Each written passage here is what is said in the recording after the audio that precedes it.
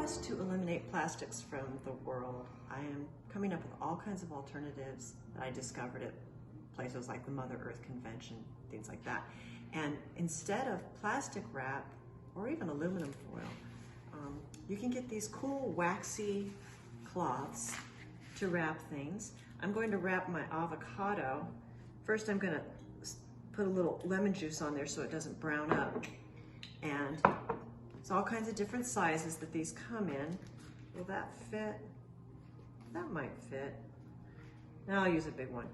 So this pretty one, they come in all designs and everything. You just wrap whatever it is you need to store. It sticks together because of the wax. You can put that in your refrigerator.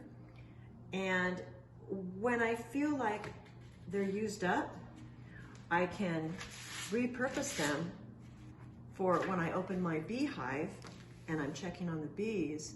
You open the top and you're looking at the frames, so they don't get so agitated. You just put this wax thing over the frames you're not looking at, and it keeps the bees mellow. The wax is perfect for them because they like wax. And so that's just another way to deal with these, and we'll keep trying to eliminate plastic from the world. Buy bamboo toothbrushes. That's another thing.